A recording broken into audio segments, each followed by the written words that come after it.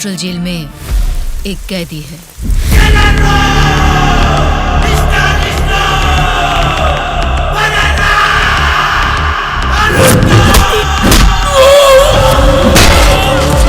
नाम क्या है उसका? दुर्गा।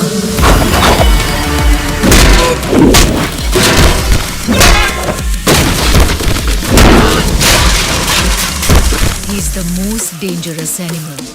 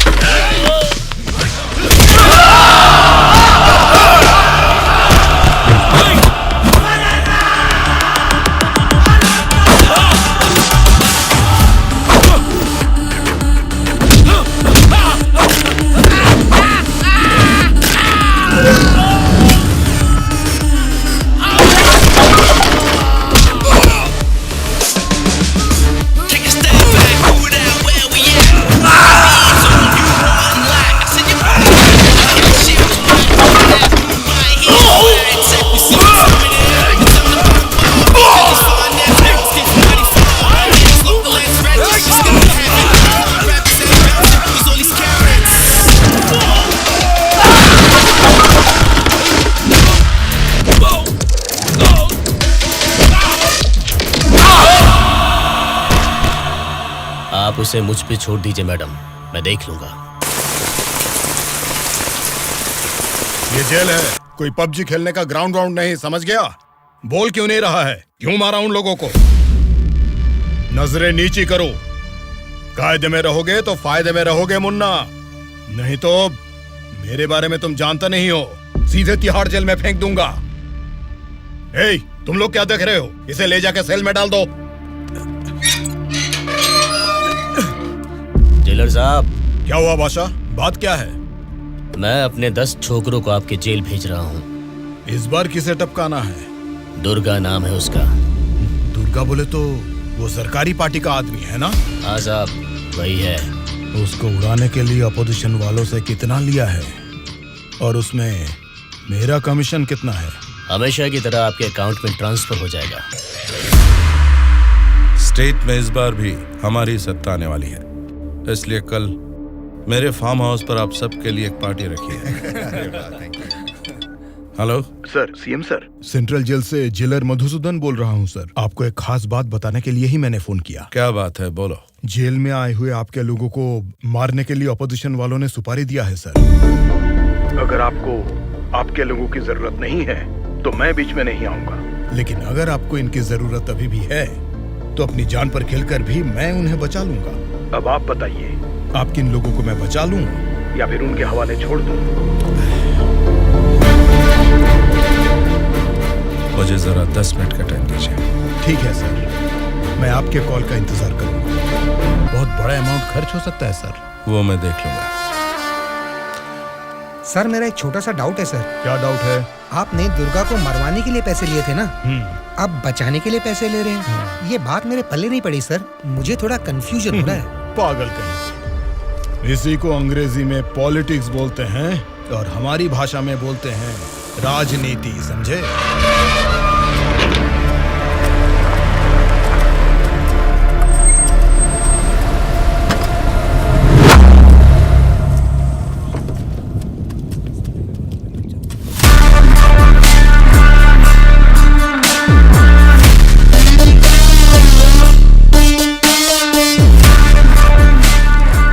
फिर से जेल में आ गए ना, अब लगता है जेल में कोई बड़ा कांड होने वाला है।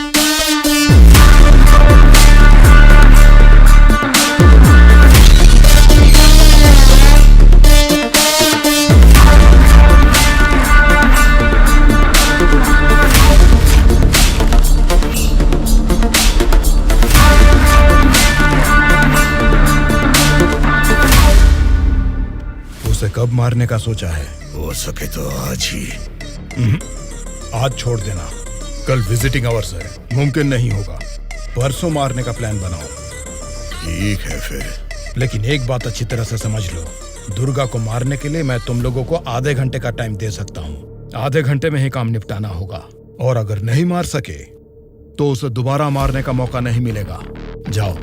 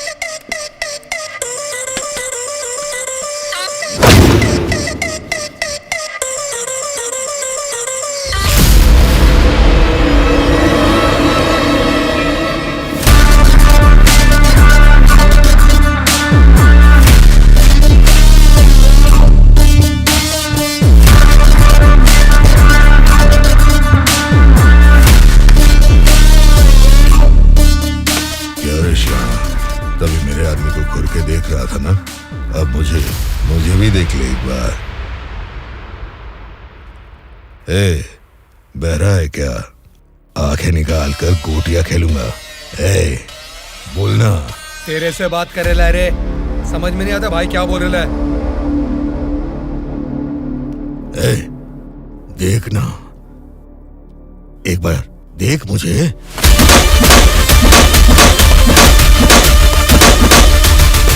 मेरे बारे में तुम जानता नहीं हो, सीधे तिहाड़ जेल में फेंक दूंगा।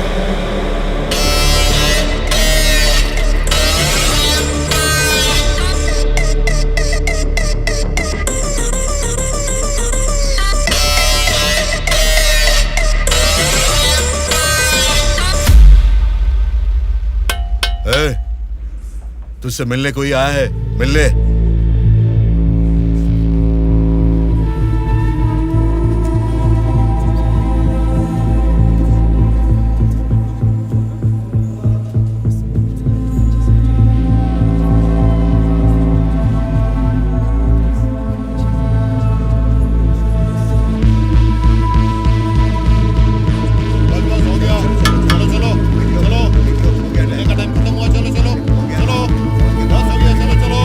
चलो, चलो निकलो यहाँ से, चलो टाइम हो गया।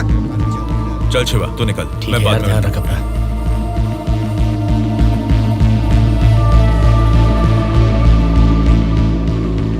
शिवा भावना कैसी है? देखा अभी याद आई ना तुझे उसकी? मुझे लगा तू भूल गया था।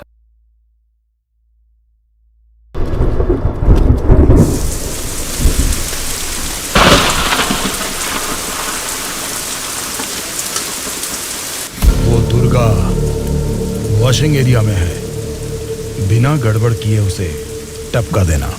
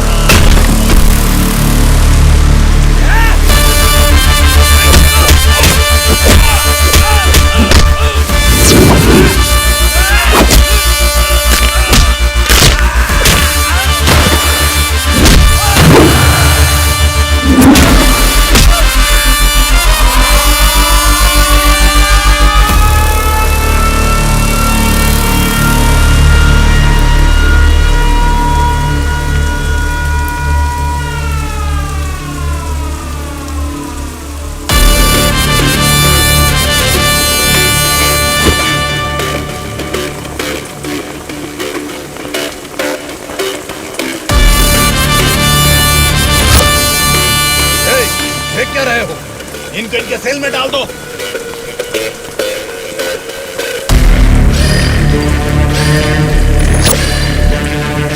जेलर साहब। यो बादशाह, तुम और 10 लोगों को भेजोगे ना तो भी जेल में उस दुर्गा को नहीं मार सकोगे।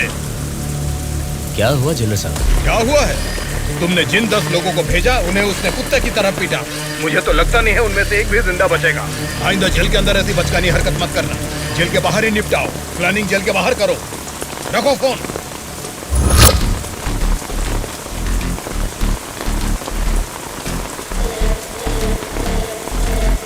आपने जो यकीन मेरे ऊपर किया था,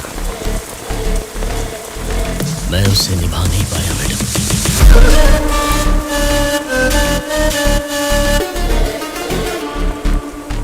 आप ये गन लीजिए मैडम। इस गन से मुझे अभी इसी वक्त यहीं पे मार दीजिए, नहीं तो मुझे एक और मौका दीजिए। मैं खुद जेल में जाकर उस दुर्गा को मारूंगा।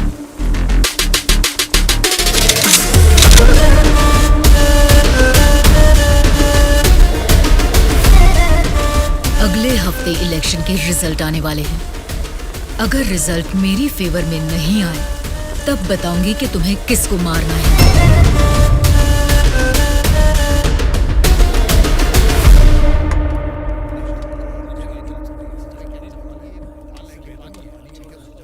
मेरा नाम दुर्गा है। सूर्या। कल मुझे बचाने के लिए थैंक्स।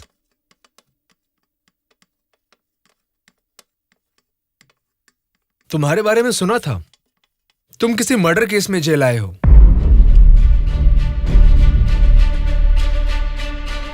सूर्या, अगर तुम मेरे साथ काम करना चाहते हो तो कहो, मैं तुम्हें इस जेल से बाहर निकाल सकता हूं और तुम्हारे ऊपर जितने केसेस हैं वो सब मिटा सकता हूं। वो कैसे? मेरी सरकार में अच्छी जान पहचान है। अगर तुम हमारे साथ काम करना चाहते हो तो कहो, हमारी पार्टी सत्ता में आते ही तुम्हारे ऊपर से सारे केसेस हटवा दूंगा। तुम सच में मेरे ऊपर से वो केस निकलवा दोगे तो मैं तुम्हारे साथ मिलकर कुछ भी करने के लिए रेडी हूं। तो आज से हम दोनों फ्रेंड्स।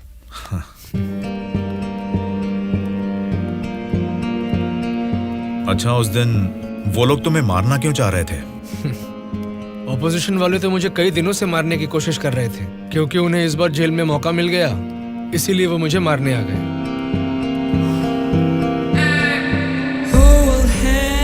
अगर उस दिन वो लोग तुम्हें मार देते तो? क्या होता? जेल में तुम्हारे जैसे अच्छे फ्रेंड को खो देता।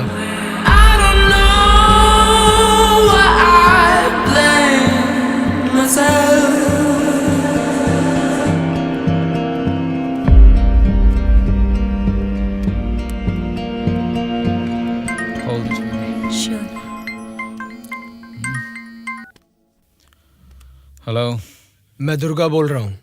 बोलो दुर्गा। यहाँ जेल में मैं एक आदमी से मिला। किसी छोटे मोटे मर्डर केस में अंदर आया है, लेकिन उसकी हिम्मत अलग ही लेवल की है भाई। वो तो ठीक है, लेकिन क्या वो हमारे काम आएगा? बेशक वो हमारे काम आएगा भाई। ठीक है, इस बार इलेक्शन रिजल्ट्स अगर हमारे फेवर में नहीं आए तो तुम्हें बाहर आना पड़ेगा। ठीक है भाई। तब मैं मामा से बात करके तुम्हारे साथ उसको भी बाहर लाने का प्लान करूंगा।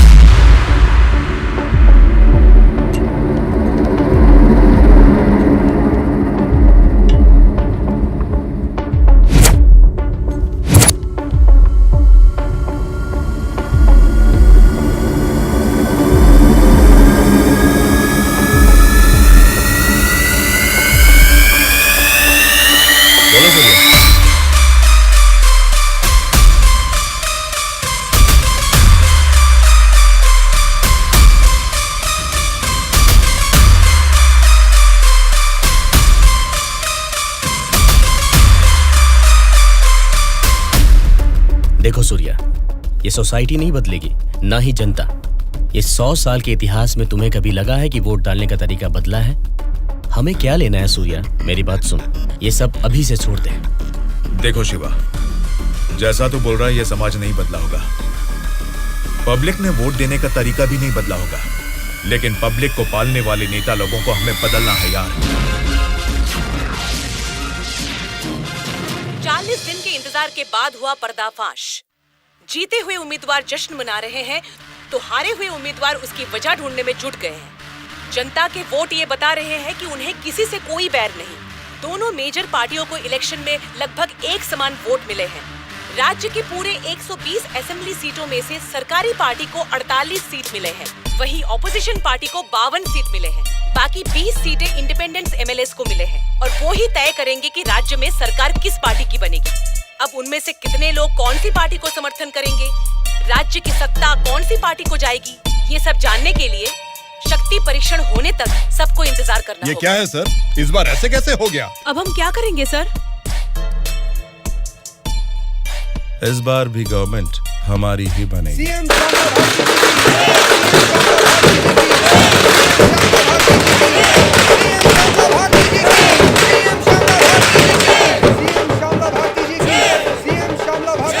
मैडम, इस बार सरकारी पार्टी से आपकी पार्टी लीड में है, इस बारे में आपका क्या कहना है?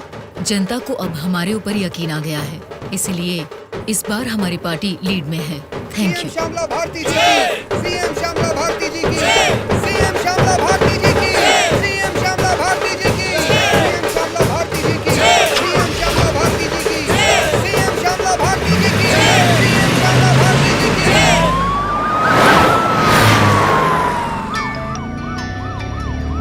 मैडम, सीएम राम मोहन राव जी का फोन आया है।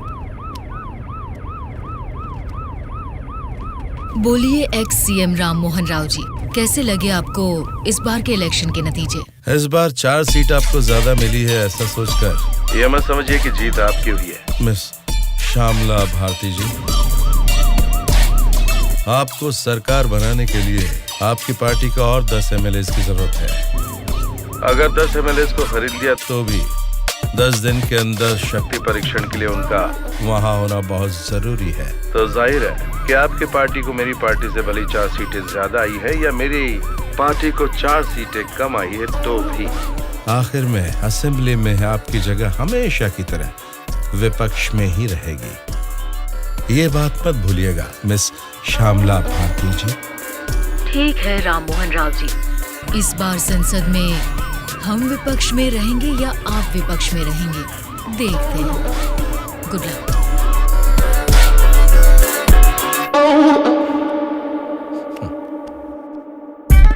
ये जानते हुए कि हमारी पार्टी लीड में है, ये राम मोहन राव कॉन्फिडेंटली कह रहा है कि हमारी पार्टी जीत नहीं सकती। इससे ये साफ पता चलता है कि हमारी पीठ पीछे साजिश हो रही है। हम एक लीडिंग पार्टी है, हमें हमारी पार्टी को सत्ता में लाने के लिए उन 20 इंडिपेंडेंस को हमारी पार्टी में लाने का कोई न कोई तरीका ढूंढना होगा। हमें उन 20 लोगों को जल्द खरीदना होगा मैडम, और उसका केवल एक ही रास्ता है। कौन सा रास्ता? अनंतगिरी में 20 साल से ना हारने वाले कल्याण प्रसाद को हमें सबसे पहले खरीदना होगा मैडम। उसी को क्यों?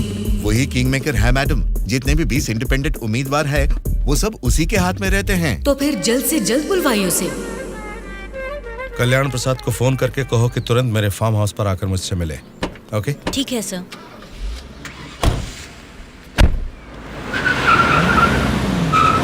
लगता है सब लोग आ गए हैं, तेरी वजह से ही लेट है। हाँ रुको रुको। नमस्कार मैडम।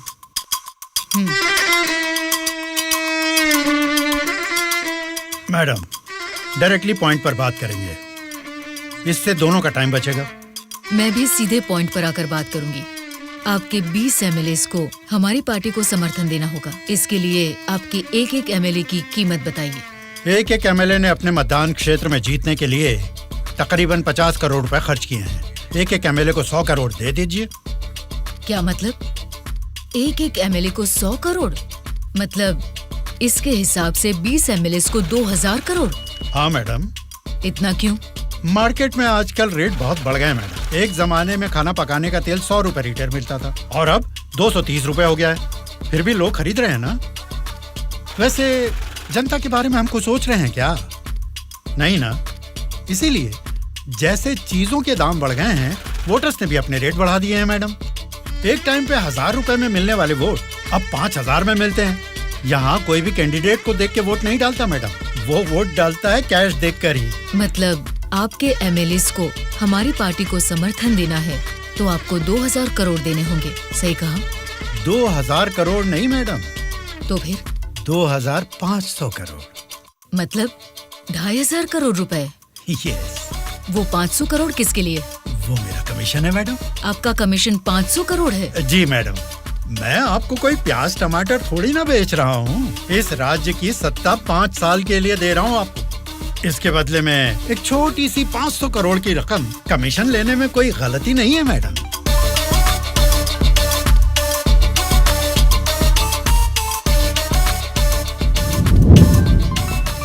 सत्ताधारी पार्टी का फोन। अगर मेरा प्रपोजल आपको जमता है तो फोन काट दूंगा, और नहीं तो इस बार फिर से उन्हीं की सरकार बनेगी। सोच लीजिए। सर, कल्याण प्रसाद जी मेरा कॉल कट कर रहे हैं सर। फिर से ट्राई करो। Okay sir.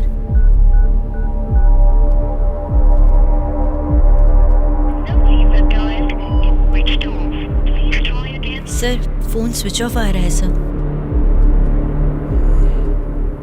ठीक है, उसे वॉइस मैसेज भेज दो। Okay sure sir. आपने 2,500 करोड़ मांगे जो मैं दे रही हूँ। कोई गलती नहीं होनी चाहिए। शक्ति परीक्षण वाले दिन हमारे 20 एमएलए आपके पीछे दुम हिलाते हुए चलेंगे। आप जहां साइन करवाएंगी वहां करेंगे। अब आप सीएम पद की शपथ लेने के लिए तैयारी कीजिए मैडम। लेकिन उसके पहले हमें एक काम करना है। वो क्या है मैडम? आपने मुझसे हाथ मिला लिया है, ये खबर राम मोहन राव को जरूर पता चल जाएगी। हमें हमारे एमएलएस को सेफ रखना होगा। इसलिए उन सभी एमएलएस को राम मोहन राव से सेफ रखने के लिए मैंने बेंगलुरु में एक स्टार होटल पूरा बुक कर लिया है। शक्ति परीक्षण होने तक वो सारे उधर ही रहेंगे। आपके एमएलएस के साथ हमारे एमएलएस को भी मिलाकर उधर भेजेंगे तो वो सब साथ में वहाँ सेफ रहेंगे। आपकी बात सही है मैडम, पर उस राम मोहन राव के डर से सिटी से इतनी दूर बेंगलुरु में एमएलएस को रखने की जरूरत नहीं है मैडम। वो क्या है ना, शहर के बीचों बीच मेरे कंट्रोल में एक जगह है जिसके बारे में किसी को नहीं पता। ये 10 दिन हम अपने एमएलएस को वहीं छिपाएंगे तो टाइम भी सेव होगा और अपने लोग अपने ही साथ हैं, ये भरोसा भी रहेगा। लेकिन उतनी सेफ प्लेस इस सिटी में कहाँ है? सॉरी मैडम, शक्ति परीक्षण होने तक उस जगह के बारे में मैं आपको भी नहीं बताऊंगा। ठीक है, फिर आपके एमएलएस के साथ हमारे एमएलएस को भी आपकी बताई हुई जगह पर भेजूंगी। देखना कोई भूल ना हो। Okay madam. सत्या। हाँ सर। सर, श्यामला भारती जी ने कल्याण प्रसाद जी को 2,500 करोड़ में खरीद लिया। अब हमारी हालत क्या होगी सर? हमारी सरकार गिर गई क्या? सर, इलेक्शन में मैंने 100 करोड़ खर्च किया। अब मेरा क्या होगा सर? बताइए सर। मेरा क्या होगा? बस चुप हो जाओ। परेशान होने की जरूरत नहीं है। शक्ति परीक्षण में अभी टाइम है। मैं जानता हूं मुझे क्या करना है। आपकी बात मुझे समझ आ गई। अभी मुझे क्या करना है बोलिए। अनऑफिशियली किसी भी हालत में दुर्गा मुझे जेल से बाहर चाहिए, चाहे जितने भी पैसे लग जाएं। तुरंत जेलर से बात करके काम को अंजाम दो। ठीक है मामा, पर एक रिक्वेस्ट है। बोलो क्या है? दुर्गा के साथ एक और आदमी को जेल से बाहर निकलवाना है मामा। कौन है वो? उसका नाम है सूर्या। उसकी गट्स, उसकी हिम्मत, वो अलग ही लेवल की है। हो सकता है, लेकिन किसी भी अनजान आदमी के ऊपर इस तरह से आंख मूंद कर भरोसा कैसे कर सकता है? ये स्टेट गवर्नमेंट का मामला है। अगर कुछ गलत हो गया तो मेरा पूरा पॉलिटिकल करियर खत्म हो जाएगा। मेरा यकीन कीजिए मामा, हमारे गवर्नमेंट को गिरने से बचाने के लिए इस ऑपरेशन में दुर्गा से ज्यादा वो ही एक्टिवली काम करेगा। ठीक है, अगर तुम उसकी इतनी तारीफ कर रहे हो तो काम खत्म होते इन दोनों को फिर से जेल में डाल दूंगा। मैं भी उससे जरूर मिलना चाहूंगा।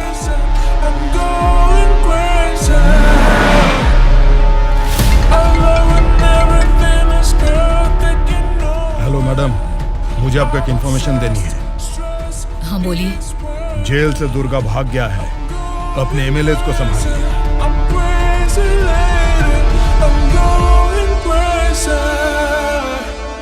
इनको अभी छोड़ के आपने वो पार्टी को इन्फॉर्मेशन क्यों दे दिया सर?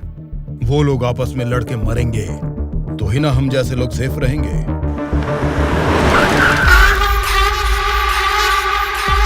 आज रात यहीं पे रुकना। कल सवेरे 8 बजे मामा से मीटिंग हो सकती है। कॉल आते ही यहाँ से निकल जाना। मैडम, कल रात ही मैंने अपने सभी लोगों को सेफ जगह पर शिफ्ट किया है और यहाँ वो सारे लोग बहुत ही एंजॉय कर रहे हैं। वो ठीक है, पहले मेरी बात सुनिए। बोलिए मैडम। सरकारी पार्टी वाले जेल से उस दुर्गा को बाहर लेकर आए हैं, ये इन्फॉर्मेशन आई है। मैं नहीं जानती तुम क्या करोगे। हाँ? लेकिन हमारे सभी एमएलए सेफ रहने चाहिए। मैडम, दुर्गा जैसे 10 लोग भी जेल से बाहर आ जाए ना, तो भी हमारे एमएलए कहाँ है पता लगाना मुश्किल है। फिर भी सामने वाली पार्टी प्लान कर रही है, तो इसका मतलब हमें संभल के रहना है। आप टेंशन मत लीजिए, शक्ति परीक्षण होने तक उनको ही नहीं, आपको भी आपके एमएलए कहाँ है पता नहीं चलेगा। ऐसा प्लान किया है। ठीक है, जो भी करो संभाल कर। इलेक्शन रिजल्ट के बारे में इस बार भी मेरा अंदाजा गलत निकला। लगता है सत्ता हाथ से जाने वाली है। तुम दोनों को क्या करना है ये तुम सोचो, चाहे जितने पैसे खर्च हो जाएं, लेकिन उस श्यामला ने जिन 20 इंडिपेंडेंट एमएलएस को खरीदा है वो किसी भी तरह मुझे चाहिए। तुम लोगों का क्या प्लान है, बताओ क्या करोगे? उन सबको किडनैप करेंगे सर। किडनैप? हाँ सर। 20 एमएलएस को किडनैप करना तुम्हें स्कूल के बच्चों को किडनैप करने के जैसा लग रहा है क्या?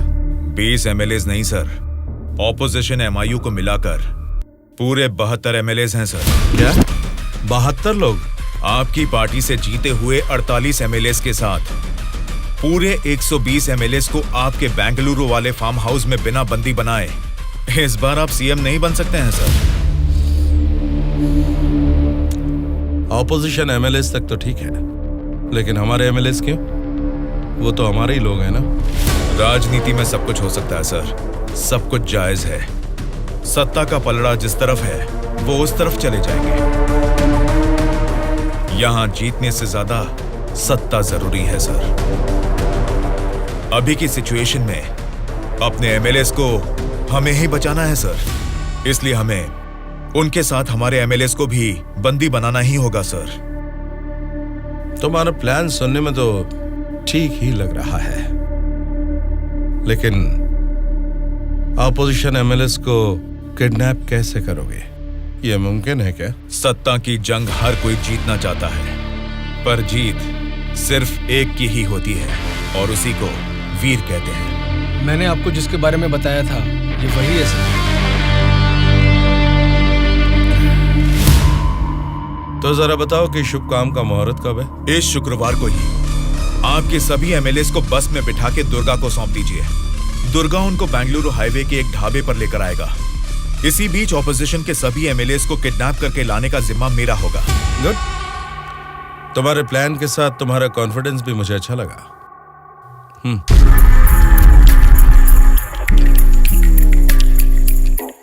इस बैग में 2 करोड़ है, इसे सिर्फ एडवांस ही समझो। जैसा सोचा है, अगर काम वैसा ही हुआ तो तुम्हारे ऊपर जितने भी केस हैं उनको हटाने के साथ ही इस तरह के कई बैग्स तुम्हें मिलेंगे। इस बार भी आप ही सीएम पद की शपथ लेंगे, उसके लिए तैयार रहिएगा।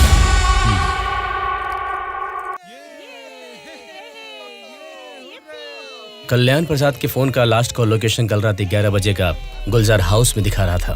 तभी से लेके अब तक वो किसी के टच में नहीं है।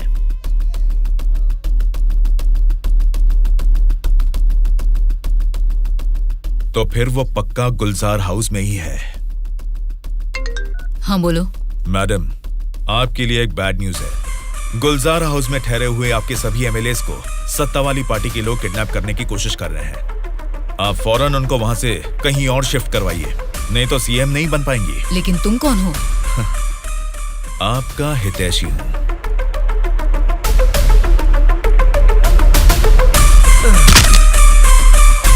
चलिए बैठिए आप लोग अंदर।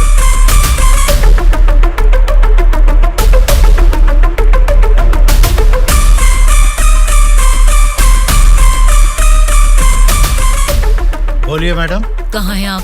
मैं नहीं बता सकता। मैं सीरियसली कुछ पूछ रही हूँ, उसका सीधा जवाब दीजिए। मैं भी सीरियसली ही बोल रहा हूँ मैडम, नहीं बता सकता। आप सब गुलजार हाउस में हैं, ये बात मैं अच्छी तरह से जानती हूँ। वो कैसे मैडम? गूगल मैप पे भी सर्च करने पर इस जगह के बारे में किसी को पता नहीं चलता। सिर्फ मुझे ही नहीं बल्कि सरकारी पार्टी वालों को भी पता है कि आप सब कहाँ छुपे हो। अब क्या करें मैडम? उनके वहाँ पहुँचने से पहले निकलो वहाँ से और अपने साथ सभी एमएलएस को वहाँ से शिफ्ट कर दो। लेकिन अभी के अभी इतने एमएलएस को कहाँ शिफ्ट करेंगे मैडम? मैं बस भेज रही हूँ, मेरे बैंगलोर वाले रिसोर्ट में शिफ्ट हो जाओ। समझ गए तुम? समझ गया।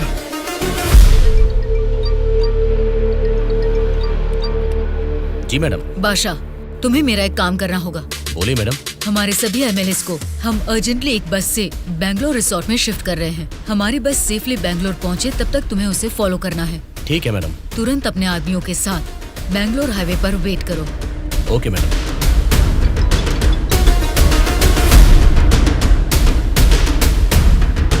हेलो मैडम, मैं ट्रैवल एजेंसी का बस ड्राइवर बोल रहा हूँ मैडम। कहाँ पहुँचे तुम? मैं बिल्कुल सही लोकेशन में पहुँच गया हूँ मैडम। ठीक है, हमारे लोग वहाँ आएंगे, वेट करो। ठीक है मैडम।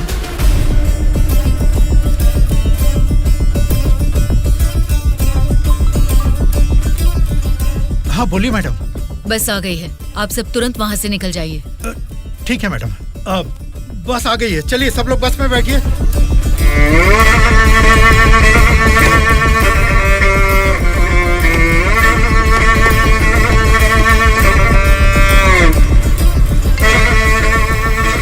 मैडम सब लोग बस पे चढ़ गए हैं मैडम। अभी निकल सकते हैं क्या मैडम? Okay madam. बोलो सूर्या। दुर्गा, हमारा प्लान सक्सेस हुआ। अब सभी एमएलएस मेरे कब्जे में हैं। तुम हाईवे के ढाबे पे वेट करो, मैं भी पहुंचता हूँ। ओके। क्या रे, कुछ पता? बोली मैडम। बस निकल गई है और थोड़ी ही देर में बैंगलोर हाईवे एंटर करेगी। अगर कोई भी हमारी बस को फॉलो करता हुआ दिखे तो उसे वहीं मार देना।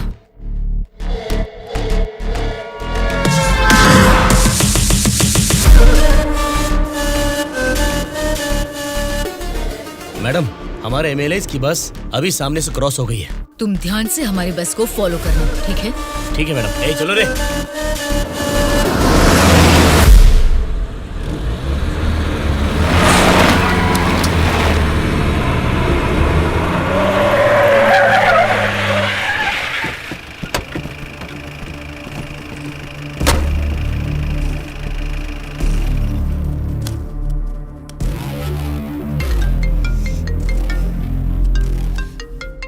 बोलो बादशाह। हाँ मैडम, अभी हमारी बस हाईवे के बाजू में एक ढाबा के पास रुकी हुई है। नाइट जर्नी है ना बादशाह, चाय कॉफी पीने के लिए रुके होंगे। अब इतना भी फोन करके बताओगे?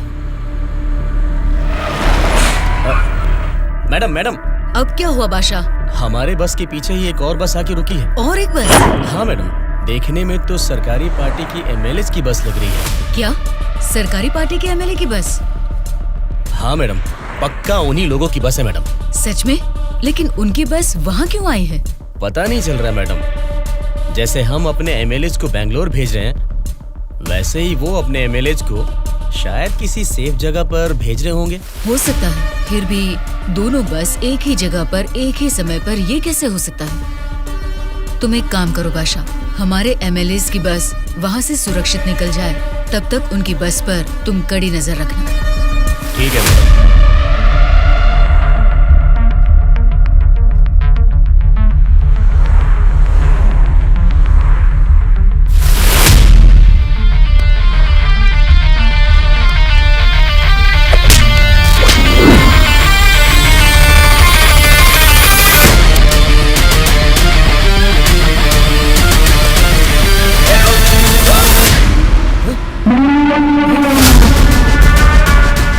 बोलो बादशाह। हमारे बस ड्राइवर ने सरकारी पार्टी के बस ड्राइवर दुर्गा को मार के उनकी बस को भी हमारे बस ड्राइवर ही ड्राइव करके ले जा रहे हैं मैडम।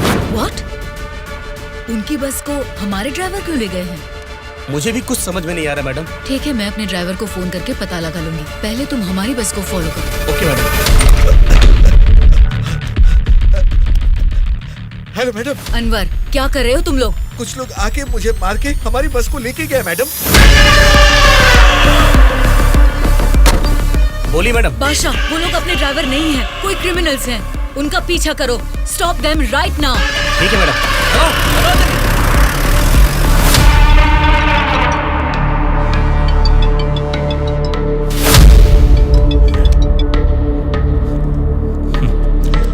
बोलिए श्यामला जी, इस वक्त कैसे याद किया? बड़े रिलैक्स्ड मूड में लग रहे हैं आप। एक शॉकिंग न्यूज सुनाऊं आपको? बताइए क्या है वो? अभी तक मैंने सोचा कि संसद में आपके और मेरे बीच में स्पर्धा है, लेकिन हमारी इस स्पर्धा में किसी तीसरे ने एंट्री ली है। उसने क्या किया है अगर ये आपको बताऊंगी तो बहुत बड़ा झटका लगेगा। वो तीसरा कौन है और उसने क्या किया है ये आप बताएंगी, तभी तो पता चलेगा कि मुझे बड़ा झटका लगेगा या नहीं। जेल में से आपने एक जानवर को बाहर निकलवाया मिस्टर राव। उस जानवर को मारकर उस तीसरे ने हमारे एमएलएस के साथ आपके एमएलएस को भी किडनैप करके वहाँ से भाग गया है मिस्टर राव। अगर मुझे पता चला कि उस तीसरे और आपके बीच में कुछ कनेक्शन है तो मेरी एक बात याद रखना, आपका पॉलिटिकल करियर मैं पूरी तरह से बर्बाद कर दूंगी मिस्टर राम मोहन राव।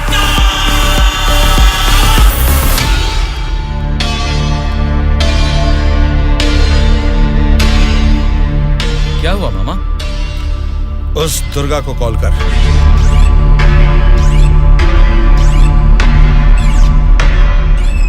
वो फोन नहीं उठा रहा है। उसके फ्रेंड को कॉल कर।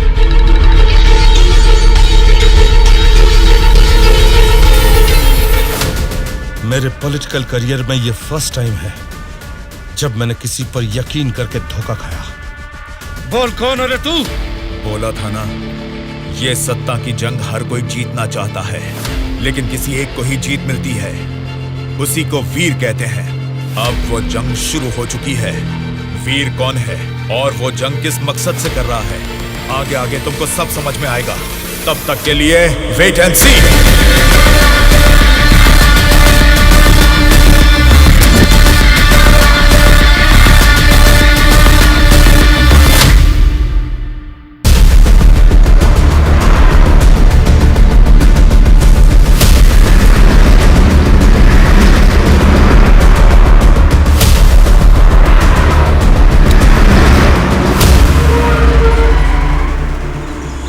ये कौन सी जगह है? बेंगलुरु रिसोर्ट बोले थे, गलती से किसी और रूट में तो नहीं आ गए? घना जंगल लग रहा है ये तो।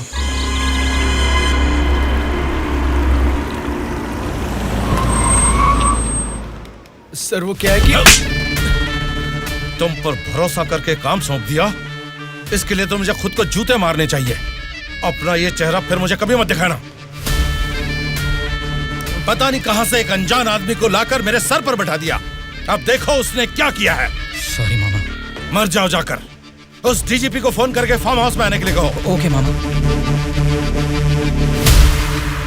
क्या रे, हमारी पार्टी ज्वाइन करने के लिए इस जंगल में आ गए तुम लोग? अरे जब लीड में हम हैं तो तुम्हारी पार्टी में आने की नौबत क्यों आएगी हमें? लीड में हम हैं बोलकर तुम सब लोग हमारी पार्टी में आ गए। देख लो, कुछ अकल है कि नहीं? खाली लीड नहीं, जीतने वाली भी अपनी ही पार्टी है। ए, रुक जाओ, क्या है ये? इतना शोर कर रहे हो? आपस में लड़के कुछ नहीं मिलने वाला। हमें कुछ भी बोलिए, लेकिन हमारी पार्टी को कुछ मत बोलना, समझ गए? जरा सामने आओ और अपनी पार्टी की ताकत दिखाओ।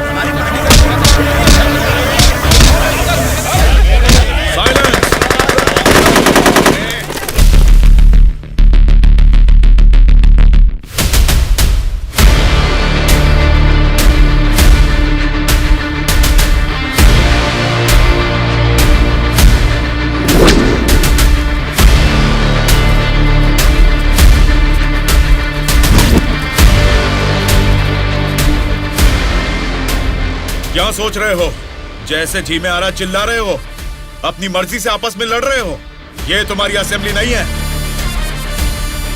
ये जंगल है। मेरा जंगल, मेरा जंगल, मेरा जंगल। यहाँ कोई स्पीकर नहीं होगा, माइक नहीं होगा, ना ही वॉकआउट होगा। हम सब हाईवे से तकरीबन 250 किलोमीटर की दूरी पर घने जंगल में हैं। बेटा, तुम लोग नेक्सलाइस्ट हो, माओइस्ट हो, टेररिस्ट हो, कौन हो बेटा तुम लोग? वो सब कहां से पैदा हुए हैं? तुम जैसे लोगों की गलती से ही वो लोग पैदा हुए हैं। बेटा, तेरी बात मैं मानता हूँ, लेकिन मैं शुगर पेशेंट हूँ। टाइम पर खा के अगर मैंने दवा नहीं लिया तो मेरी बॉडी कांपने लग जाती है बेटा। तुम हेल्थ मिनिस्टर हो ना? हाँ बेटा।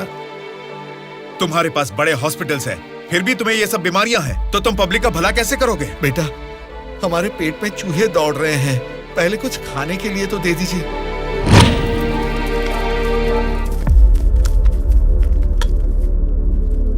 ये क्या खाना है? ये तो जेल के खाने से भी बदतर है। क्यों रे? तेरी राशन की दुकान में यही चावल तो बिकता है, फिर वो लोग कैसे खाते होंगे, कभी सोचा है?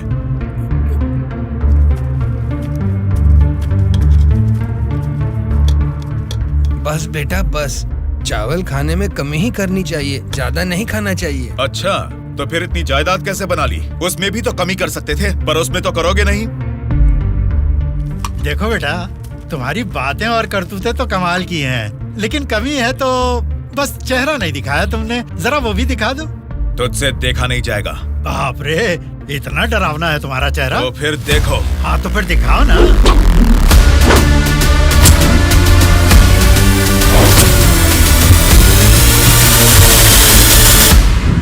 हमारी जिंदगी को लक्ष्य देता है ये महाविद्यालय, हमारे भविष्य को भी रचता है ये विद्यालय। स्वामी विवेकानंद ने कहा था कि देश का भविष्य युवा पीढ़ी के हाथों में है, लेकिन युवा होने के नाते हम क्या कर रहे हैं? देश के भविष्य से मुझे क्या करना है, ऐसा बोलकर हम खुद ही को स्वार्थी बनाते जा रहे हैं। मतलब हमारा पढ़ाई करना, नौकरी करना स्वार्थ है क्या? प्रॉब्लम पढ़ाई के बारे में या जॉब के बारे में नहीं है बेटा, तो फिर देश के भविष्य के बारे में ना सोचना ही प्रॉब्लम है। इसीलिए तो हर 5 साल में हम वोटिंग करके नेता लोगों को चुनते हैं, ये सब काम तो उनका है। वही तो हम लोगों की गलती है, वोट देते हैं और भूल जाते हैं। एक स्टूडेंट की हैसियत से फैसला करना आपके हाथ में नहीं है, लेकिन बेहतर समाज का निर्माण करने का सामर्थ्य आप में है। उन लोगों को खड़ा करके पूछने का हक भी आपको है। जब आप लोग ऐसा करेंगे तब स्वामी विवेकानंद की बात सच होगी कि देश का भविष्य युवाओं के हाथों में है। जाल खरीदने के लिए पैसे देंगे, नाव खरीदने के लिए लोन देंगे। तुमसे यही वादा इलेक्शन से पहले किया गया था ना, लेकिन अब सत्ता में आकर 4 साल होने के बाद भी एक भी वादा पूरा नहीं किया। इसको आप कब तक सहेंगे और कितने दिन भुगतेंगे? इन एमएलएस को जीतने दीजिए और सवाल कीजिए।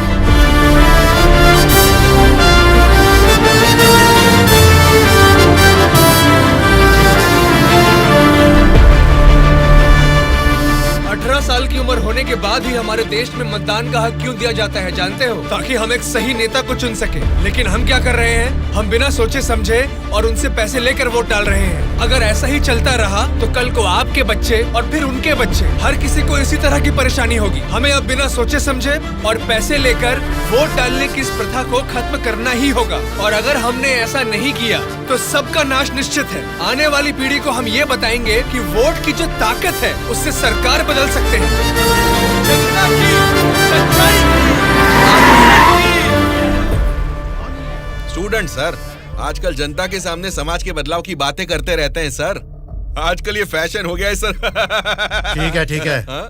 उसके भाषण की वजह से अपनी इमेज डैमेज नहीं होनी चाहिए। सर, हमें उनकी परवाह नहीं करनी चाहिए, वो लोग कुछ प्रॉब्लम नहीं करेंगे सर। अपने किसी आदमी को बोलो इन पर जरा नजर बनाए रखे। Okay sir. दिल्ली से आते ही इनके बारे में कुछ करेंगे। क्या बताऊं बेटा, इस गांव की समस्या वैसे की वैसी ही है। हमारी समस्याओं को सुनने के लिए कोई वार्ड मेंबर नहीं आता है। सरपंच को तो देखा ही नहीं, कॉर्पोरेटर काम नहीं करता, और एमएलए के लिए क्या बताऊं, 4 साल पहले हमने उनको जिताया, वो तो ऐसे गायब हुए जैसे गधे के सर से सिंह। उनसे मिलने जाओ तो लात मार के भगा देते हैं।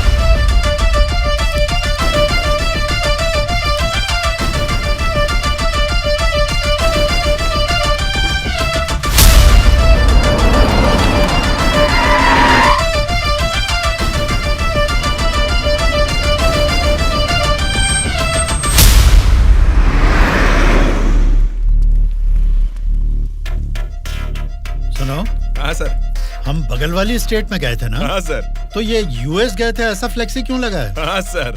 चलो लगे रहने दो सर। फोटो अच्छी है। लगाया किसने इसको? और कौन सर, वो स्टूडेंट्स ही हैं।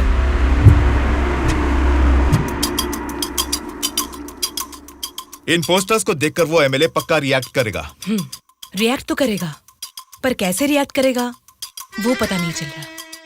जैसा भी रिएक्ट करें, कोई भी प्रॉब्लम आने दो, हम सबका सामना कर लेंगे साथ में। जैसा आपने सोचा वैसा नहीं होगा। शक्ल से तो पढ़े लिखे लगते हैं, पढ़ाई की है तो नौकरी, अच्छी नौकरी कर लेते। ऐसे पेस्ट लगा के पोस्टर लगाने की गंदी हरकतें क्यों कर रहे हैं आप लोग? ये पॉलिटिक्स के चक्कर में क्यों फंस रहे हैं? ये एक दलदल है, एक बार इसमें उतर गए ना तो फिर इससे बाहर नहीं निकल पाओगे। समझ गए ना? मतलब आपकी नजर में वोटर की कोई वैल्यू नहीं? अरे बहुत सही कहा आपने।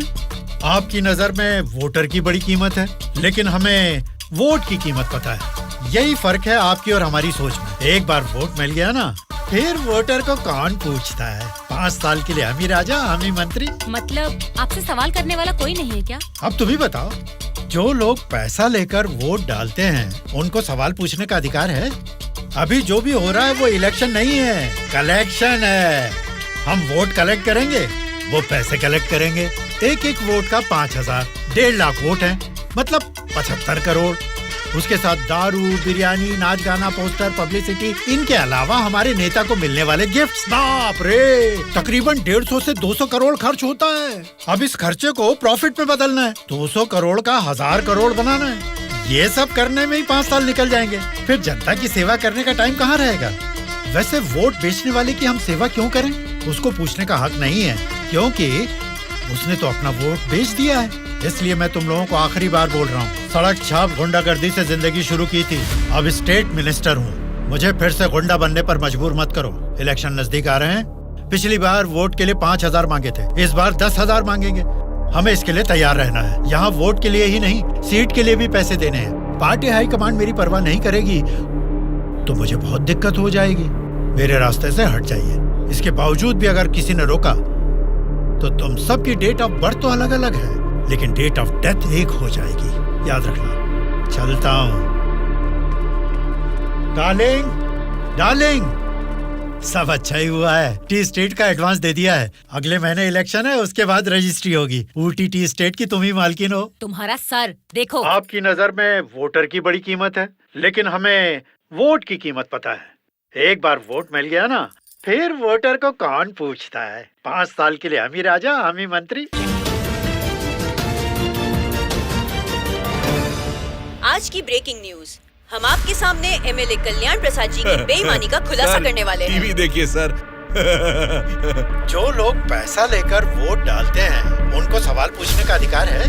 अभी जो भी हो रहा है वो इलेक्शन नहीं है, कलेक्शन है। तो तुम सबकी डेट ऑफ बर्थ तो अलग अलग है, लेकिन डेट ऑफ डेथ एक हो जाएगी, याद रखो।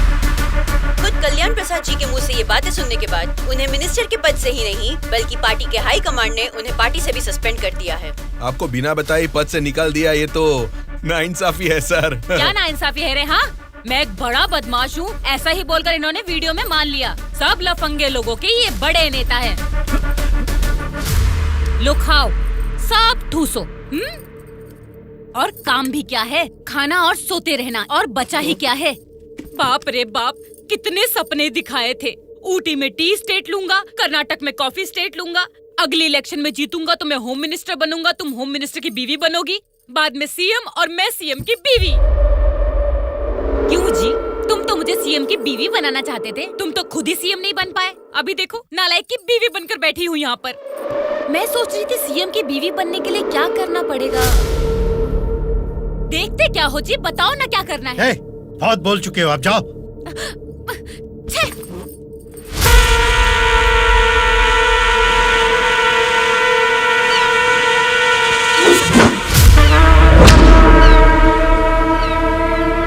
अरे क्या कर रहा है? निकाल उसे। माफ कीजिए सर, अपने लोग हैं, मछली पकड़ना सीख रहे हैं, गलती से आपके ऊपर गिर गया। आप जाइए सर।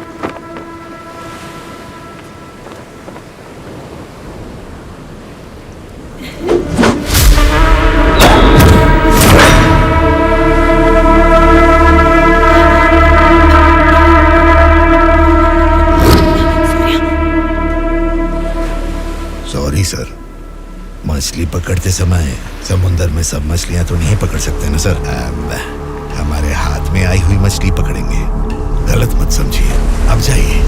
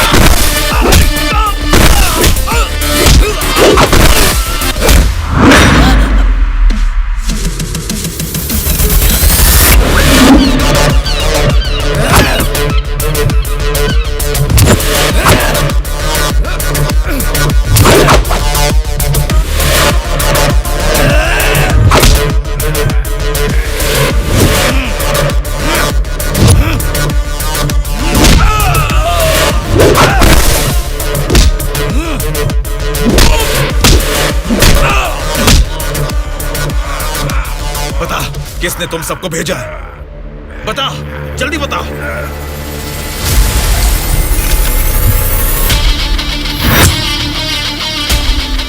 इतना हैरान क्यों है? मरा हुआ आदमी तेरे सामने जिंदा कैसे खड़ा है, यही सोच रहा है ना तू? मुझे मारना तेरे बस की बात नहीं है, ना ही तेरे बाप से हो पाएगा। वोट देना हर एक का हक है, उसे पैसे देकर मत खरीदो। एमएलए एक रिप्रेजेंटेटिव होता है जो लोगों की समस्याओं को सरकार के पास लेकर जाता है, बल्कि ये नहीं कि वो उस क्षेत्र का राजा बनकर बैठे। जस्ट एक कर्मचारी है। तुम सब कुछ भूल गए हो, इसलिए याद दिलाने के लिए पोस्टर्स लगाए, लेकिन तुम तो समझ ही नहीं पाए। अब तक तो तुम्हें ही बदलने के बारे में सोचा था, इस चुनाव क्षेत्र के एमएलए को बदलने के बारे में नहीं। लेकिन अब बदलूंगा। अगले इलेक्शन में चुनाव के लिए रेडी हो जाओ। अब की बार कलेक्शन नहीं, इलेक्शन होगा।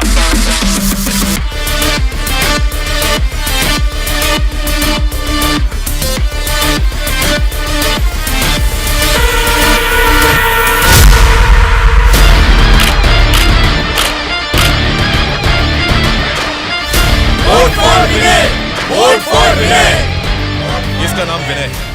अब हमारे चुनाव क्षेत्र से इंडिपेंडेंट उम्मीदवार के रूप में कल्याण प्रसाद जी के सामने खड़ा हो रहा है। यही पैदा हुआ है, आपकी तकलीफें जानता है। पैसे देकर आपका वोट नहीं खरीदेगा, लेकिन आपके द्वारा डाले गए हर एक वोट को इंसाफ दिलाएगा। इसे जिताकर तुम सब जीतना चाहते हो, या फिर उस कल्याण प्रसाद को वोट डालकर अगले 5 साल के लिए गुलाम बनकर जीना चाहोगे?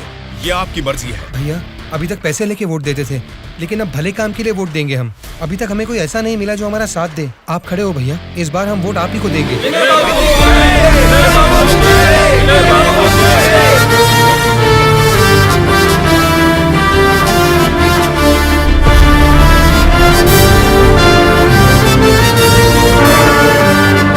ऐसा क्या? यहाँ आप लोग बैठकर ताश खेल रहे हैं और वहाँ आपके सामने दूसरा लीडर खड़ा हो रहा है। देखो, पैसे लेकर वोट डालने वाली जनता के रहते हैं, इनकी परवाह नहीं करनी है। आपका बोया हुआ पेड़ आपको ही छांव देगा। आपका डाला हुआ वोट भविष्य का फैसला करेगा। अब किसे वोट देना है, ये आप ही तय कीजिए।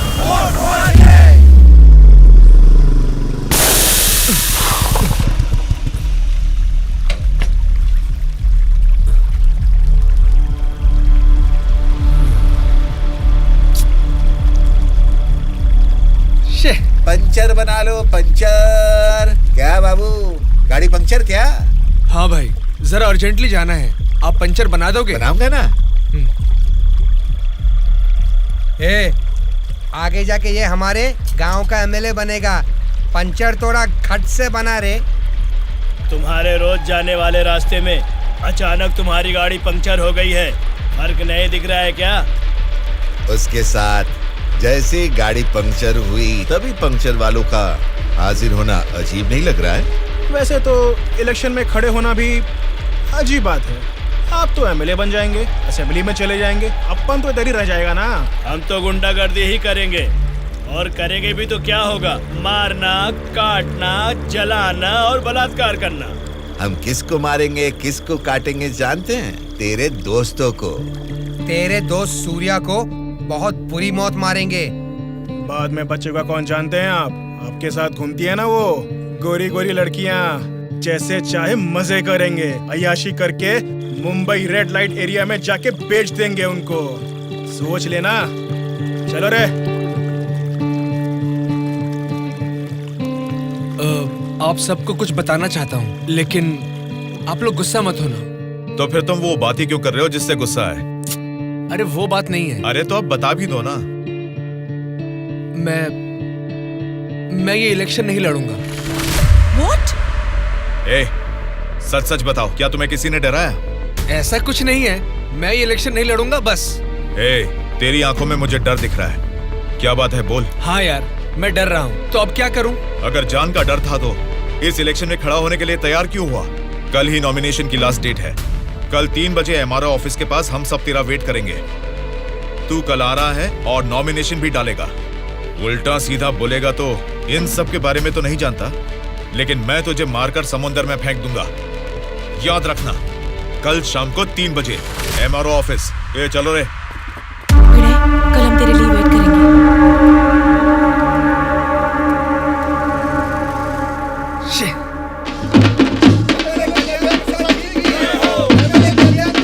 पता नहीं कहाँ रह गया?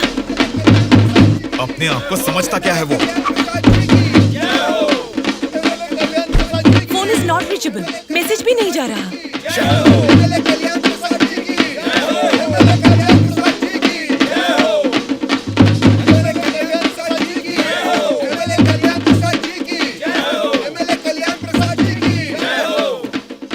संभाल के रखना, बात के कार्यक्रम में काम आएंगे। नमस्कार वोटर महाराज, आपके अनमोल वोट आप मुझे ही देंगे ना? आप ही देंगे। अच्छा मुहूर्त निकलने से पहले नॉमिनेशन करके आता हूँ। नमस्ते।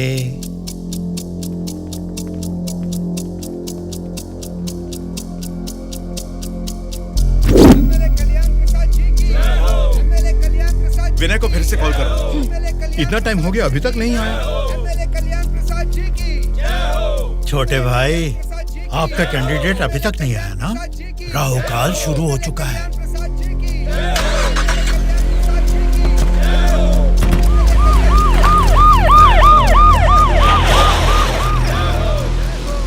हम तुम्हें अरेस्ट करने आए हैं। हमें चलो बताते हैं।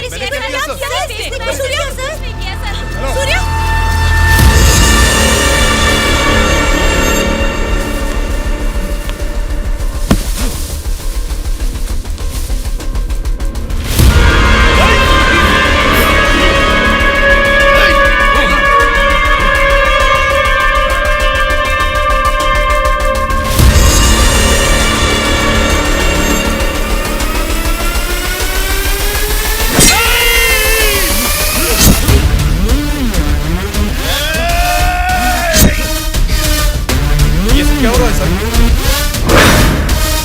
फायर रख अपना।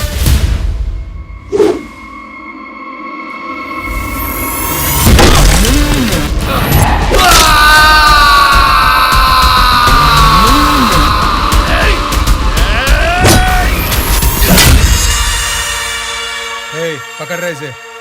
सर, ये सब क्या हो रहा है सर? हो रहा है नहीं, जो हुआ है वो बता रहा हूँ। पकड़ इसे।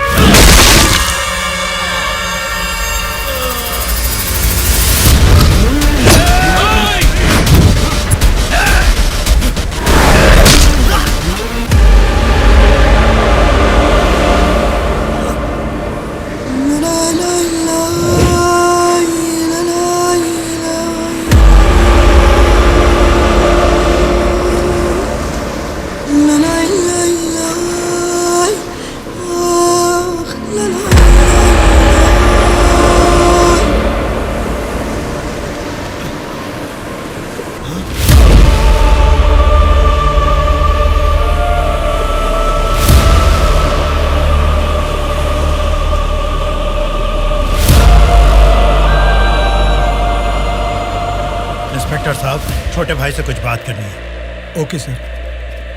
छोटे भाई, खुद को ही अकलमंद समझते हो, तुम्हारे रेंज की नहीं है, फिर भी मेरी थोड़ी सी अकल है। तुम्हारे इस्तेमाल किए हथियार को मैंने भी यूज किया, सोशल मीडिया। कल ही नॉमिनेशन की लास्ट डेट है। तू कल आ रहा है और नॉमिनेशन भी डालेगा। उल्टा सीधा बोलेगा तो, लेकिन मैं तुझे मारकर समुद्र में फेंक दूंगा। छोटे भाई, पॉलिटिक्स मतलब एक ऐसा समंदर जिसपे सफर के लिए शिप चाहिए या तो फिर बोट। तुमने खाली हाथ तैरना चाहा तो बीच समंदर में डूब जाओगे। तेरे जैसे नालायक को ही बोट और शिप की जरूरत पड़ती है, मुझे जरूरत नहीं है। मैं तुझे पीछा करके शिकार करके पकड़ूंगा, क्योंकि मैं एक शार्क हूँ, समझा? वो सही में शार्क निकला। पीछा किया, शिकार किया, और अब क्या करेगा? हे, चलो यहाँ से। हाँ, चलो चलो जल्दी चलो। निकलो। हाँ, चलो जल्दी चलो। कुछ भी कहो यार, मौसम तो बहुत लाजवाब लग रहा है। पेट में बहुत गड़बड़ है, लगता है इधर ही बैठ के आ जाएगी। भाई, इस उम्र में भी तू टाइम पे हल्का हो जाता है, मतलब तेरा हेल्थ तो एकदम सुपर है मेरे भाई। अरे मेरा पेट गड़बड़ चल रहा है यार। मारे मर रहा हूँ, ऊपर से तुम लोग चला रहे हो? तेरी गोली से हम लोग डरने वाले नहीं है, समझा? ठंडे ठंडे पानी से नहाना चाहिए, जाना है या ना?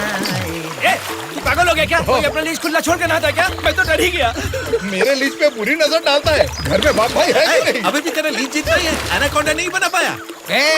तुम लोगों को लीच और एनाकोंडा में फर्क नहीं समझता है क्या? लीच हो या एनाकोंडा हो, बीन बजाने से भी कोई फर्क नहीं पड़ने वाला है। अरे इस जंगल में बीन अरे ठीक से नहाने भी नहीं देता है, ठीक से हल्का भी नहीं होने दिया, गोलियां पे गोलियां चलाया जा रहा है। ये क्या हाल हो गया हमारा? एक नहीं, दो नहीं, पूरे 120 एमएलएस को प्री प्लान तरीके से किडनैप करके ले गया है। मेरी समझ में नहीं आ रहा क्या करूं। ये सब मैंने किया है। ये बात अगर जनता या मीडिया को पता लगी तो इतने साल की मेहनत से बना मेरा पॉलिटिकल करियर बर्बाद हो जाएगा। आप फिक्र मत कीजिए सर, ये हम पर छोड़ दीजिए। किडनैपर से सारे एमएलएस को कैसे सुरक्षित लाना है ये मुझ पर छोड़ दीजिए। किरण सर, ध्रुवा कहाँ है पता करो और तुरंत मेरे ऑफिस में आने के लिए कहो, तुरंत। Okay sir. मैं चलता हूँ सर।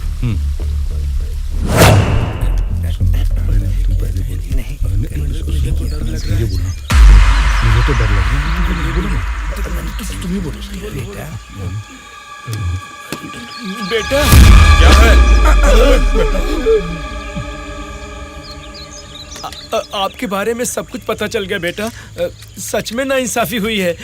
मैं सच बोल रहा हूँ, लेकिन गलती तो उसने की है। फिर हम लोगों को यहाँ लेकर क्यों आए हो बेटा? चाहिए तो उसको अकेले रख लो और हम लोगों को छोड़ दो बेटा। ठीक है, तुम लोग कह रहे हो तो मैं तुम्हें छोड़ दूंगा। उससे पहले मैं तुम सबसे 3 सवाल पूछूंगा। अगर तुमने सही जवाब दिया तो मैं तुम सबको आज ही छोड़ दूंगा। पहला सवाल, आप में से सनी लियोन को कितने लोग जानते हैं? क्यों नहीं जानते सर? वो तो मेरी पसंदीदा फिल्म स्टार हैं। उसे देखे बिना मुझे नींद ही नहीं आती, समझे? दूसरा सवाल, पूजा हेगड़े को कितने लोग जानते हैं? पूजा हेगड़े का मैं बहुत बड़ा फैन हूँ बेटा। एक चुम्मा, एक चुम्मा, एक चुम्मा।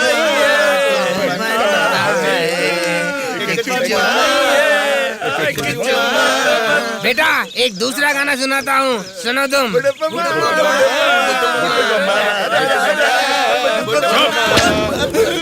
तीसरा सवाल, नारायण स्वामी को कितने लोग जानते हैं?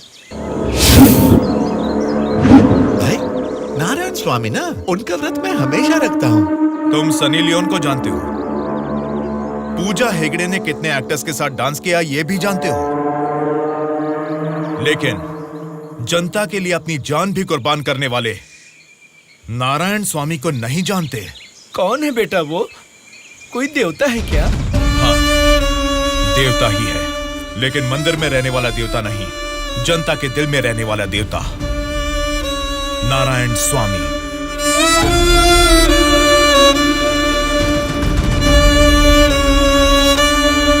नमस्कार सर। नमस्ते माँ जी। नमस्ते नमस्ते।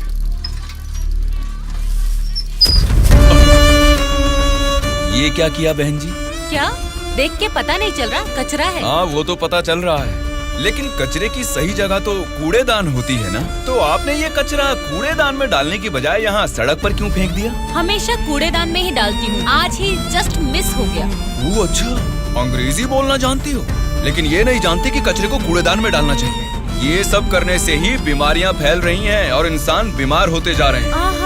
जरा उधर देखिए, कूड़ेदान में पूरा कचरा भरा हुआ है। उसे निकालने वाला म्युनिसिपैलिटी से कोई भी दिखाई नहीं दे रहा। 1 हफ्ते से बोल रहे हैं कि आएंगे, लेकिन अभी तक कोई नहीं आया। और तुम कह रहे हो कि मेरे कचरा फेंकने से बीमारी आ जाएगी? हाँ? तेरी बात से ना दुनिया बदले, तेरी चीख किसी तक ना पहुँचे, नाराज न तेरा बल ही है तेरा साथी, दब के न रहो, विश्वास है तेरी डोले, डर के न रहो, उम्मीदें तेरे दिल में उठ के न रहो, जज्बात है तेरे रग में। Hello, municipality office. कौन बोल रहा है? नारायण स्वामी जी है क्या? अरे आपको कैसे पता चला? फोन में कैमरा लगाया हुआ है क्या? वो कुछ नहीं सर, हमारी गवर्नमेंट ऑफिस में जब लैंडलाइन बजती है तो वो आप ही का फोन होता है सर। बोलिए। सौंदर्य कॉलोनी में कूड़ेदान पूरा भर गया है बेटा। सारी कॉलोनी में बदबू फैल रही है, इसे जल्द से जल्द साफ करो। ओ ऐसा क्या? उसे साफ करने का काम हमारा नहीं है, प्राइवेट वालों को कॉन्ट्रैक्ट दिया है। क्या कहा? कचरा उठाने का काम भी प्राइवेट लोगों को दे दिया है? तो फिर आप क्या कर रहे हैं? आप जैसे लोगों के सवालों का जवाब दे रहे हैं नारायण स्वामी। ठीक है, उस कॉन्ट्रैक्टर का नंबर दो। हेलो। मैं हमेशा से यहीं पे सुसु करता हूँ। कल से यहाँ पर मत करना। सिर्फ कल ही नहीं करूँगा, परसों भी और आगे भी यहीं पे करता रहूँगा।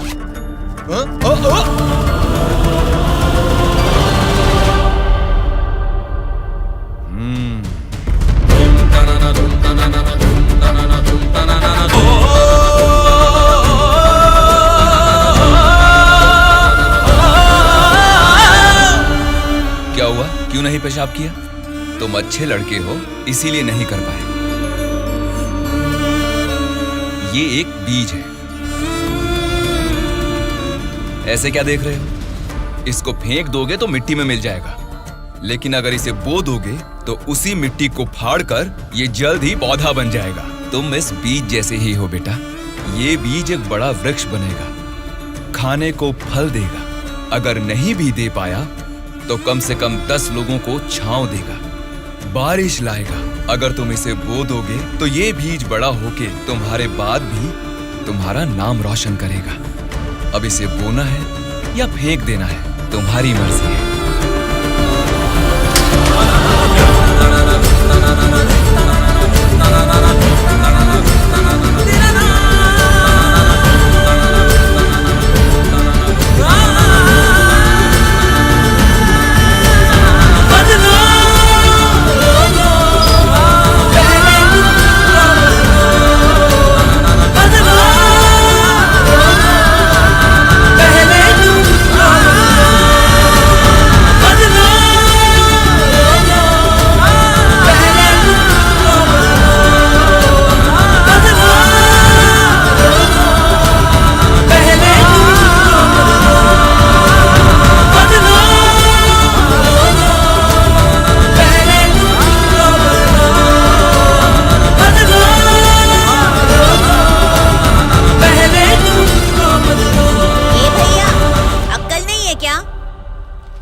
यहाँ इतनी सफाई है, यहाँ सुसु क्यों कर रहा है? वहाँ पब्लिक टॉयलेट है, उधर जाके सुसु करना। अरे वहाँ जाके हल्का होने का 2 रुपए लेते रे, पीने का पानी 1 रुपए रे, और हल्का होने के लिए 2 रुपए कहाँ से लाऊं मैं? चलो जाओ यहाँ से। जा रहा हूँ मैं।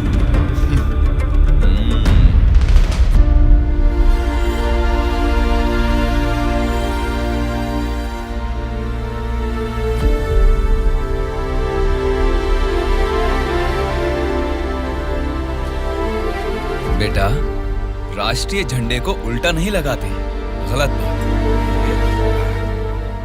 राष्ट्रीय झंडे को ऐसे लगाते हैं, ऊपर केसरी, नीचे हरा। चलो झंडा फहराओ। क्या सोच रहे हो? तुम्हारा बोया हुआ बीज ही नहीं, मेरा बोया हुआ बीज भी बढ़ने लगा है, जल्द ही पेड़ बन जाएगा। चलो फहराओ।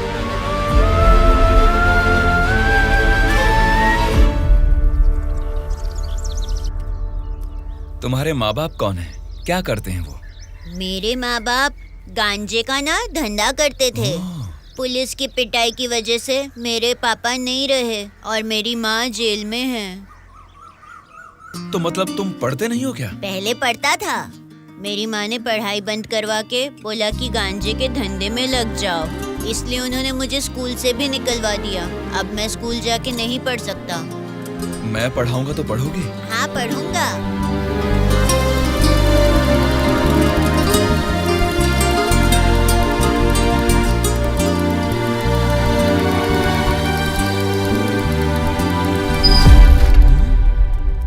क्या कर रहे हो? स्कूल के बच्चों को दारू बेचना गलत बात है, वो भी इतने छोटे बच्चों को। 18 से कम उम्र वालों को दारू नहीं बेचनी। पता है ना तुम कानून का उल्लंघन कर रहे हो। कौन मैं? कानून की आंखों पर तो पट्टी बंदी है। पट्टी निकालो और अपने पीछे जेब में डाल दो। सिगरेट की दुकान स्कूल के बाजू में हो सकती है, मेरी वाइन शॉप नहीं हो सकती। मैंने कानूनन लाइसेंस लेके ये शॉप यहाँ खोली है। वैसे ही धंधा नहीं होने से हम परेशान हैं और तुम यहाँ आकर उपदेश देकर टाइम और धंधे की वाट लगा रहे हो। पढ़ाई करने वाले बच्चों को ही नहीं, पैसा मिलेगा तो दूध पीने वाले बच्चे को भी दारू बेचूंगा मैं, समझा तू? मेरा धंधा ही धर्म है। एक तो गलत काम कर रहे हो, ऊपर से चिल्ला रहे हो। हाँ चिल्लाऊंगा, क्या कर लेगा तू?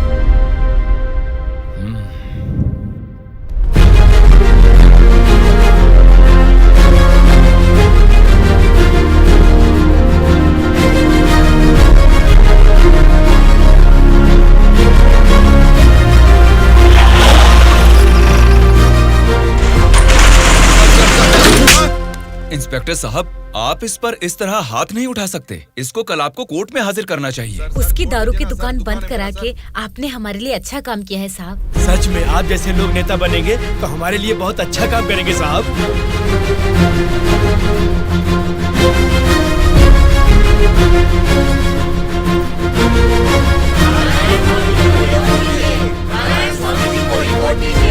उस दिन जनता ने नारायण स्वामी को बहुत अच्छी मेजॉरिटी से जिताया था।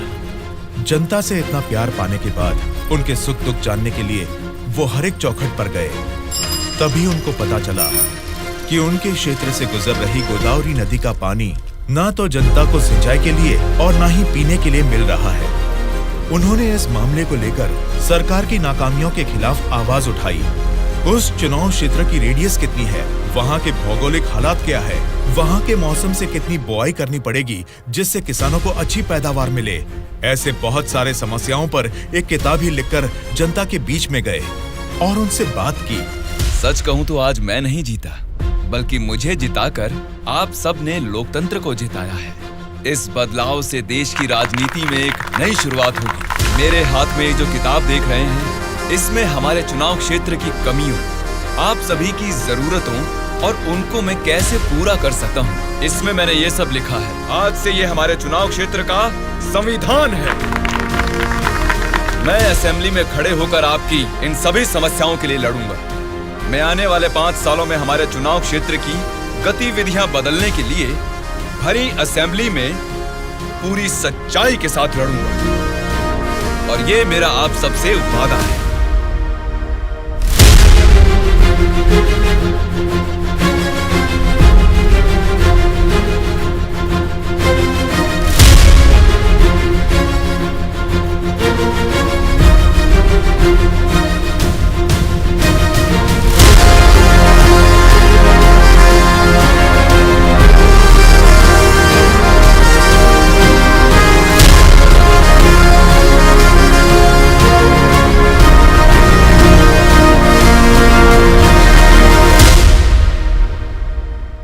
स्पीकर महोदय, ये हमारे चुनाव क्षेत्र की समस्याओं की किताब है। अगर मुझे थोड़ा सा समय मिल जाए तो मैं उन सभी समस्याओं से आपको रूबरू कराना चाहूंगा।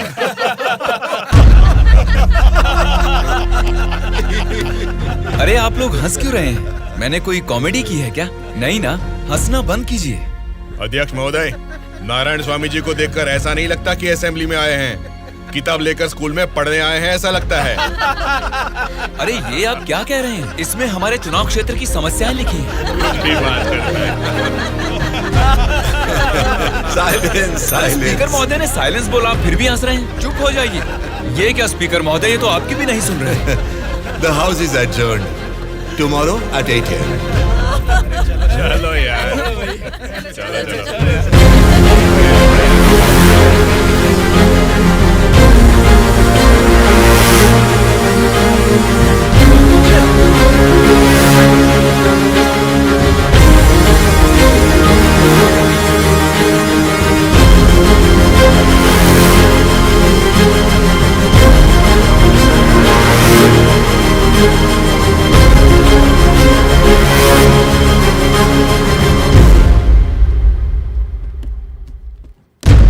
भास्कर रेड्डी जी, आज का अधिवेशन आपसे शुरू करते हैं। अध्यक्ष महोदय, पिछले सरकार की भ्रष्टाचार की वजह से पूरे राज्य का सर्वनाश हो गया है सर। क्यों सर्वनाश हुआ है उसकी वजह बता रहा हूँ अध्यक्ष महोदय। प्रचार तो राम राज्य का हो रहा था, लेकिन राज्य में राक्षस राज्य हो गया है अध्यक्ष महोदय, इसलिए इस तरह बात करनी पड़ रही है। ये क्या बोल रहे हो तुम? हमारी सरकार को राक्षस की सरकार बोल रहे हो? मुंह पे जुबान है तो क्या कुछ भी बोलोगे भास्कर रेड्डी? आगे के 5 साल तुम सत्ता में कैसे रहोगे ये मैं भी देखूंगा। तुम क्या देखोगे? मुंह बंद करके बैठो, नहीं तो बैठ जाएंगे। क्या कर लोगे तुम? मैं क्या करूंगा? हमारी मेजोरिटी कितनी है पता है ना? 100 लोग हैं। अगर हम चाहेंगे तो तुम में से एक भी असेंबली को छोड़कर नहीं जा सकता। हाँ, कुरुक्षेत्र में कौरव भी 100 ही थे, याद है ना? लेकिन अंत में क्या हश्र हुआ उनका?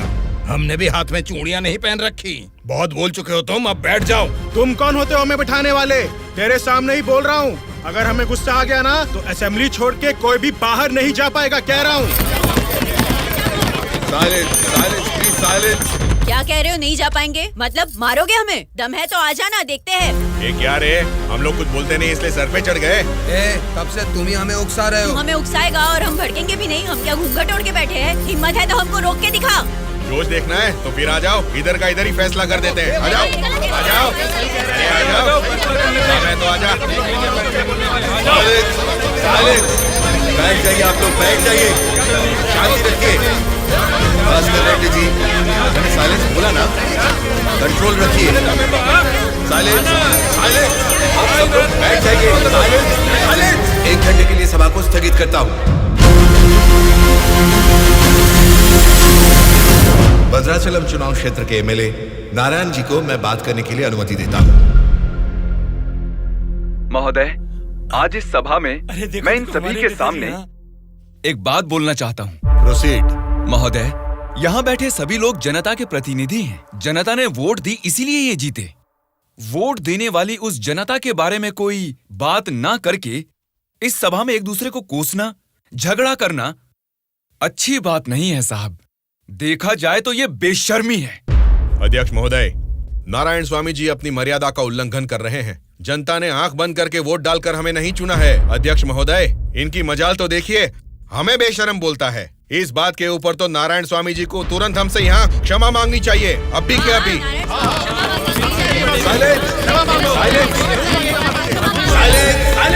भास्कर रेड्डी जी, अरे मैंने तो लोकतंत्र की बेशर्मी बोला था, आपको बेशरम नहीं बोला।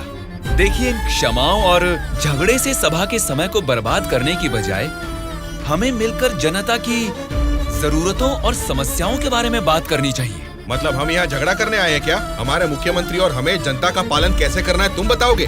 अध्यक्ष महोदय, यहाँ पर आए सारे नेताओं से नारायण स्वामी जी को क्षमा अभी के अभी मांगनी ही होगी।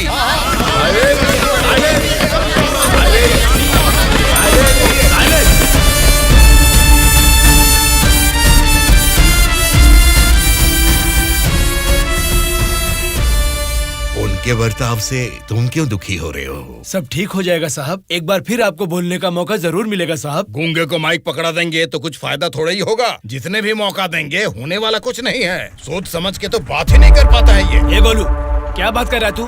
पागल हो गया है क्या? मुंह बंद करके यहाँ से निकल जा, जा।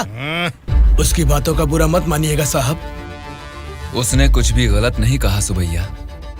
तुम उसकी बातों में गुस्सा देख रहे हो और मैं उन बातों के पीछे छिपी वजह।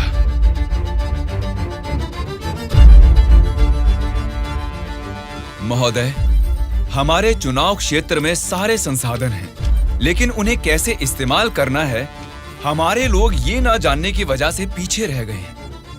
इस बारे में सरकारी पार्टी को कई बार विनती करने के बाद भी वो लोग फंड्स अलॉट नहीं कर रहे हैं। अगर ऐसा ही रहा तो हमारे चुनाव क्षेत्र की जनता हम पर भरोसा कैसे करेगी? बोलिए महोदय।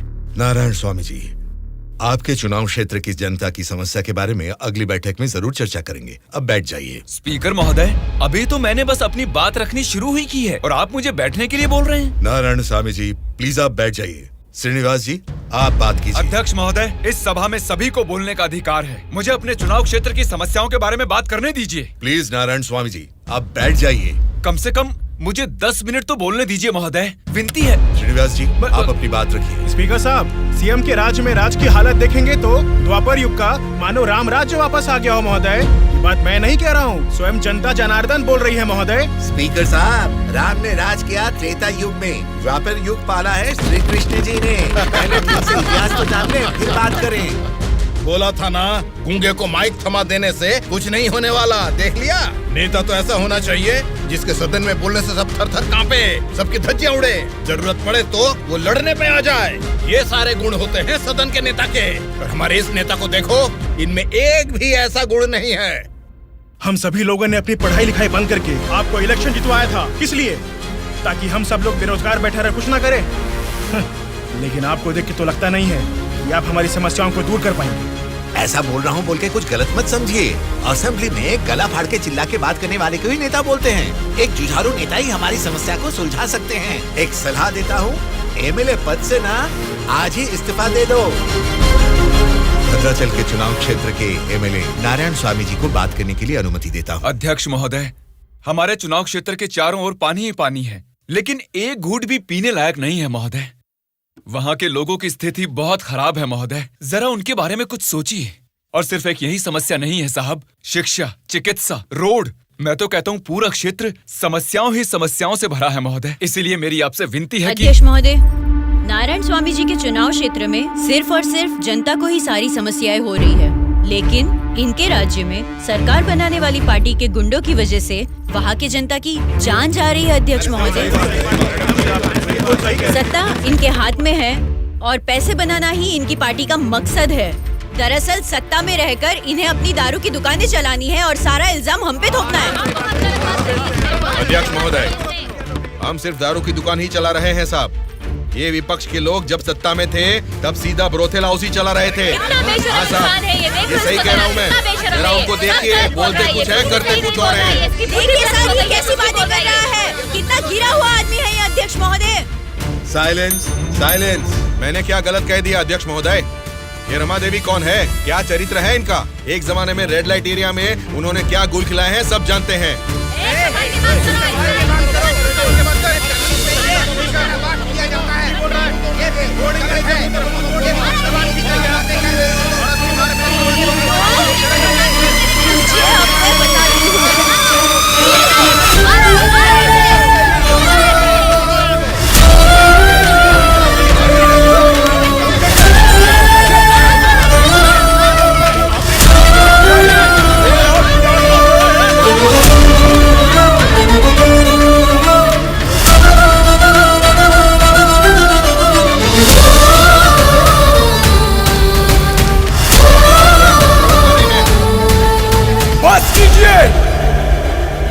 अरे ये संसद है या फिर कुरुक्षेत्र है? शर्म आनी चाहिए तुम सबको। सरकारी पार्टी को जवाब देना है, विपक्ष की पार्टी को सवाल करना है। आप सब देखिए क्या कर रहे हैं। क्या इसीलिए जनता आप लोगों को जिता के यहाँ तक भेजती है? जनता को बदलना है, जनता बदलनी चाहिए, तब से यही सब चिल्ला रहे हैं। 5 करोड़ की जनता में से सिर्फ 299 लोग ही यहाँ आए हैं। मतलब बदलना जनता को नहीं है, बल्कि हमें बदलना चाहिए। हमारे ऊपर भरोसा करके हमको वोट देके जिताने वाली जनता के लिए हमें कोई लड़ाई या जंग करने की जरूरत नहीं है, बल्कि उनकी समस्याओं की चर्चा करके उनकी जरूरतों को पूरा कर दें, यही बहुत है। लेकिन तुम लोग देखो क्या कर रहे हो, सिर्फ और सिर्फ अपने फायदों के बारे में सोच रहे हो और भोली भाली जनता को धोखा दे रहे हो। ये सब कुछ मैं इसलिए नहीं बोल रहा कि मैंने मार खाई और मेरा कुर्ता फट गया। ये एक बहुत ही पवित्र और महापुरुषों की जगह है, ये संसद भवन है। देखा जाए तो यहाँ पर आप जैसे लोगों के लिए कोई स्थान नहीं है। यहाँ पर सिर्फ साहसी, सच्चाई का साथ देने वाले ईमानदार लोग ही आने चाहिए। जब ऐसे लोग इस संसद भवन में आने शुरू होंगे, सिर्फ और सिर्फ तभी इस राज्य और देश का भला हो सकता है। उदास क्यों हो आप?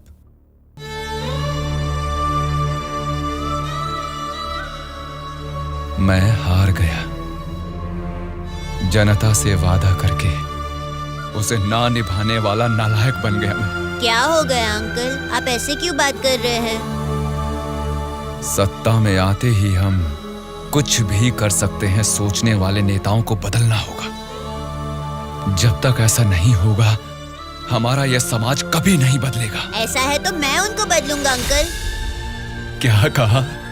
तुम बदलोगे? हाँ अंकल, मैं बदलूंगा। तो ठीक है, चलो मुझसे ये वादा करो। मैं वादा करता हूँ अंकल, उन सब को मैं सच में बदल दूंगा।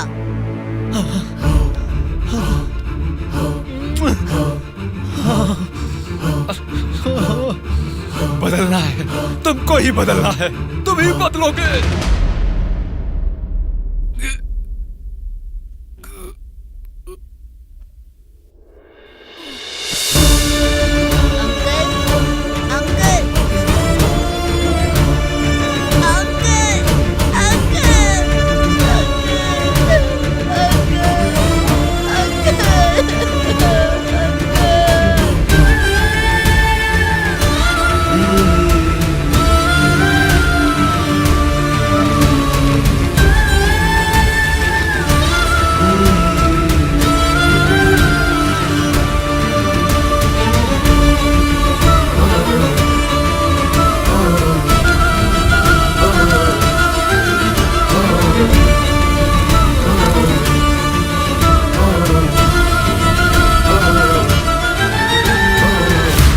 जनता जी के साथ किसी ने क्या किया उससे हमारा क्या लेना देना?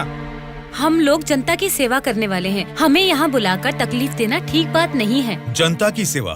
क्या जनता की सेवा करते हैं आप लोग? एक एक करके बताइए। हर महीने बुजुर्गों को राशन मिल रहा है, और यही नहीं, अपाहिजों को हर महीने पेंशन दिया जा रहा है, बेरोजगारों को बेरोजगारी भत्ता दिया जा रहा है। इतने अच्छे काम कर रहे हैं, ये सब सेवा नहीं है क्या?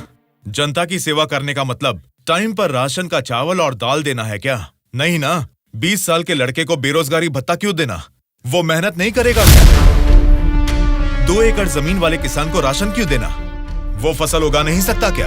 आप लोगों की मेहनत करने की काबिलियत को मारकर उनकी पैदावार करने की क्षमता को बुरी तरह कुचल रहे हैं। जिस दिन आप लोग जनता को मुफ्त की चीजें देने के बजाय उनको ये बताएंगे कि मेहनत करना ही बेहतर है, उसी दिन आप लोग जनता की सच्ची सेवा कर पाएंगे सर। मतलब हम पर बिना यकीन के जनता हमको जिता रही है। आपका नाम मारुति राव है ना? हाँ हाँ।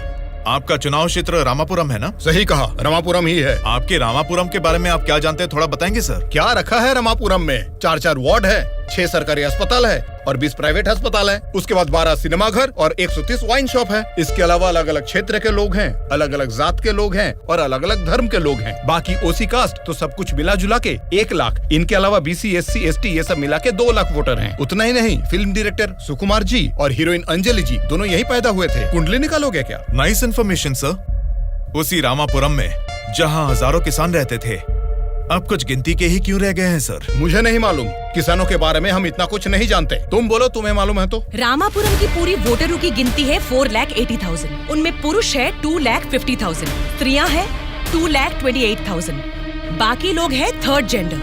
वहाँ बारिश और पानी की सुविधा ज्यादा होने के कारण धान और गन्ना जैसे फसलों के लिए वो जमीन अनुकूल है। अब हम प्रॉब्लम की बात करेंगे। रामापुरम मेन सेंटर में एक बड़ी डंपिंग यार्ड है और वहाँ के रोड्स के बारे में हम आपको जितना कम बताएं उतना ही अच्छा है। ये सरकारी पार्टी की MLA है, आपकी पूछताछ सही है, लेकिन हम तो विपक्ष के हैं ना, हमें इनके साथ क्यों उठा के लाए? एक विपक्षी पार्टी होने के नाते आपको गवर्नमेंट का सपोर्ट नहीं है, लेकिन आवाज उठाने के लिए असेंबली तो है ना। समस्याओं पर वहाँ क्यों नहीं बात करते? जनता ने वोट देकर आपको असेंबली इसलिए भेजा क्योंकि उनको यकीन था कि उनकी कुछ भलाई होगी, लेकिन पेट्रोल के बढ़ते रेट की आपको परवाह नहीं, बढ़ते ब्याज की आप बात ही नहीं करते। किसानों की आत्महत्या आप लोगों के लिए कोई मुद्दा ही नहीं है। बदलना है, अपने सोचने का ढंग बदलना है, हमारे बर्ताव का तरीका बदलना है। हमें बदलने को बोल रहे हो, ठीक है, जनता की क्या बात है? वो नोट लेके वोट नहीं दे रहे क्या हमें? उनको क्या बोलोगे? पैसे लेकर वोट डालना आखिर जनता को सिखाया किसने? आप जैसे नेताओं ने ही ना। वोट पर नोट की आशा रखने वाले ही नहीं हैं, वोट का इंसाफ चाहने वाले लोग भी हैं। आप क्या करते हैं? ऑटो चलाता हूँ। तो फिर ये पोस्टर क्यों चिपकाया है? नारायण के लिए इतना भी नहीं करेंगे तो अच्छा नहीं लगेगा। ऐसा क्यों? नारायण जी से आपको इतना लगाव किस लिए? वो हमारी तकलीफों को समझता है। वो सत्ता में आएगा तो बहुत लोगों को काम मिलेगा, हमारे गांव की तरक्की होगी। इतना भरोसा है? बिल्कुल भरोसा है। अगर उसने वादा कर दिया तो करके ही दिखाएगा। जब हमारे MLA चिनकोटा जी को अरेस्ट किया गया था, मेरे पति ने उनको छुड़ाने के लिए धरने पर पेट्रोल से खुद को जला लिया था। तो चिनकोटा जी ने क्या किया था? वे बोले थे कि सरकार में आते ही बात करके पैसा दिलाएंगे। मिला क्या? उन्होंने जबान दिया था, वादा तो वादा ही होता है ना। आपके दिए गए वादे जनता के सामने सिर्फ कहानियां बनकर रह गई हैं। कम से कम अब तो बदल जाइए। पार्टी बदलने के एजेंडा जैसे नहीं, जनता की तकदीरें बदलने वाले एजेंडा बन जाइए। अगर अब भी आप लोग नहीं सुधरोगे और ऐसा ही करते रहोगे तो यहाँ से कोई भी जिंदा बाहर नहीं जाएगा। सूर्या, इनको समझाने का कोई फायदा नहीं है, ये लोग ऐसे ही रहेंगे। मेरी बात मानो, सबको मार डालो। अरे रुको भाई, रुको। ब्रदर, अगर आपको मारना है तो हमें मार दीजिए, लेकिन मरने से पहले हम सब बदलना चाहते हैं। हमको एक चांस तो दीजिए। इतने दिन जनता के पैसे कैसे लूटना है यही सोचते थे, अब एक मौका दे दो हमें।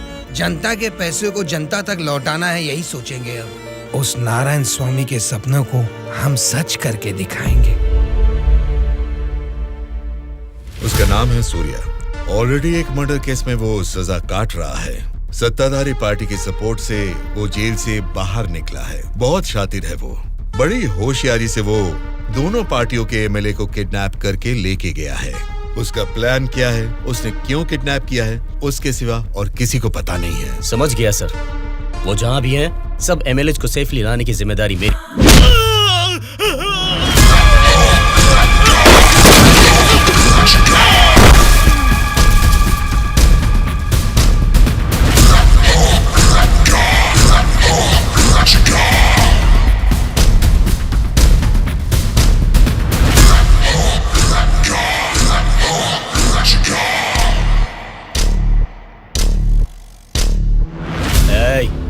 उनको मार के एमएलए को लेकर जल्दी आ रहे हैं। कौन आता है देखता हूँ। रुक जाओ।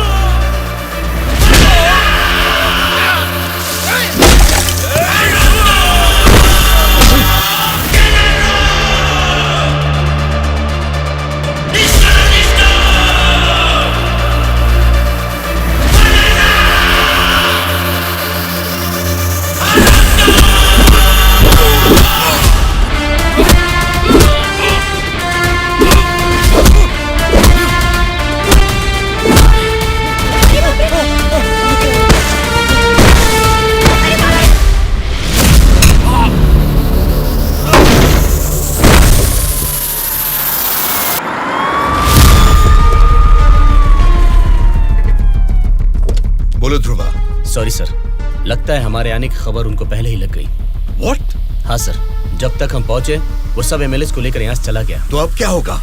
आज शक्ति परीक्षण है। आज अगर एमएलए को नहीं ला पाएंगे तो स्टेट पे एक बड़ा इशू बन जाएगा। तुम किसी भी कीमत पर उन एमएलए को यहाँ ले आओ।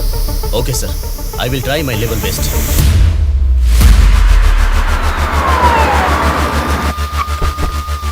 ये लीजिए मैडम फाइल, सबके दस्तखत हैं इसमें।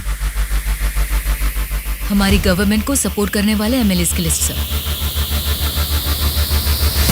Go ahead. Wish you all the best. Thank you sir. Welcome.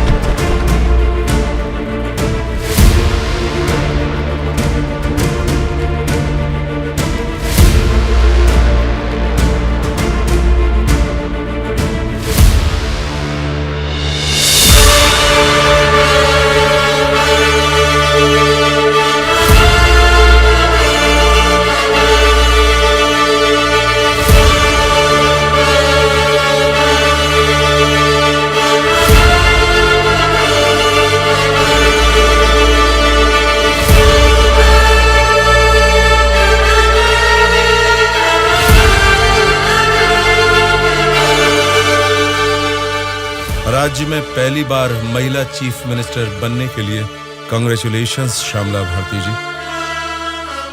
Best wishes. Thank you. एक आदमी के अच्छे काम की वजह से आज हम सभी लोग एक नई सोच के साथ इस असेंबली को देख रहे हैं। ये बात तो हमें मानना ही पड़ेगा। ये सदन पवित्र मंदिर जैसा है। इसकी गरिमा के लिए हमें सभ्य बर्ताव करना ही पड़ेगा। सबसे पहले मैं विपक्ष पार्टी से दरख्वास्त करूंगा कि उनके पास जनता की जो भी समस्याएं हैं उसका जिक्र इस सदन में करें। अध्यक्ष महोदय, असेंबली का सत्र चालू होने का आज पहला दिन है और पहले ही दिन विपक्ष पार्टी के सदस्यों को पहले बोलने का मौका देने के लिए मुख्यमंत्री जी को, स्पीकर साहब को मेरी तरफ से और मेरी पार्टी की तरफ से धन्यवाद देना चाहूंगा। पिछले 2 सालों में कोरोना महामारी ने जनता के जीवन को अस्त व्यस्त बना दिया है। जनता के स्वास्थ्य के बारे में अब समय आ गया है कि हम जाग जाएं।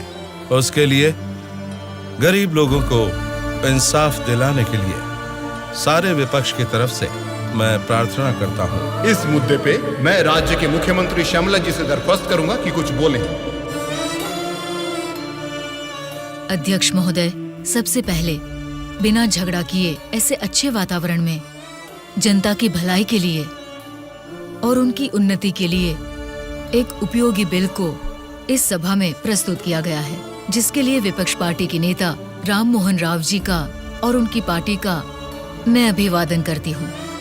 आम जनता को भी बेहतरीन इलाज मिल सके, फिर चाहे वो 10 रुपए का हो या फिर 10 लाख का, उनको मिलना चाहिए। इसी सोच को आगे बढ़ाते हुए आप सबके समक्ष इस फाइल पर मैं सबसे पहले दस्तखत करती हूँ।